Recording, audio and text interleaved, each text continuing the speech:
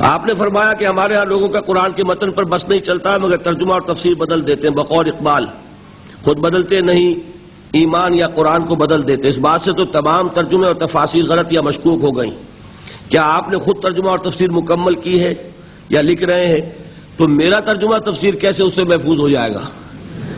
وہ تو یہ ہے کہ انسان بچائے، اللہ تعالیٰ بچائے، اپنی پناہ میں رکھے کہ ہم اپنی خواہشات کو دخل نہ دینے دیں، ورنہ یہ ہے کہ خواہش جب ہو جاتی ہے، وشفل تھنکنگ ہوتی ہے، انسان غلط راستے پہ پڑ جاتا ہے۔ باقی یہ میں آپ کو بتا دوں کہ میرا نہ میں لکھ رہا ہوں، نہ لکھی ہے، نہ لکھوں گا، میں اپنا یہ مقام ہی نہیں سمجھتا۔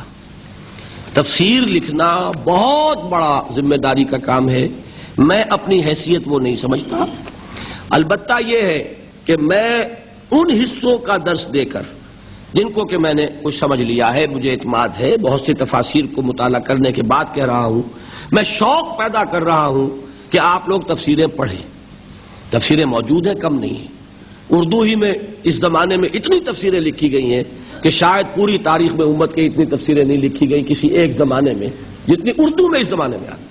لہذا تفسیروں کی کمی نہیں ہے۔ البتہ یہ میں آپ کو مشورہ دوں گا، کسی ایک تفسیر پر اتفاق نہ کیجیے، اکتفا نہ کیجیے۔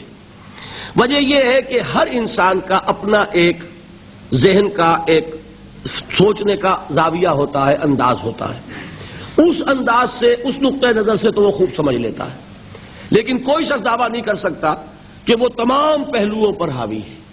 جیسا کہ میں نے کل عرض کیا تھا کہ دعوت کے یہ 3 لیول جو ہیں، اللہ تعالیٰ نبیوں کو تو استعداد دیتا رہا ہے کہ وہ تینوں لیول پر کام کرے، لیکن آج ہم لوگوں کے لیے تو نہیں ہے۔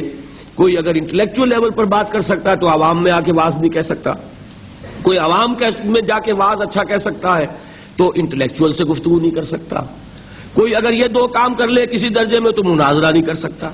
تو اسی طریقے سے تفسیر میں بھی کوشش کریں، 2-3 تفسیریں سامنے رکھیں تاکہ آپ کو پتہ چل جائے کہ کیا کیا لوگوں نے بات کہی ہے، اور اللہ سے دعا مانگتے ہوئے پھر آپ کے لیے آسان ہو جائے گا اس بات کو سمجھنا۔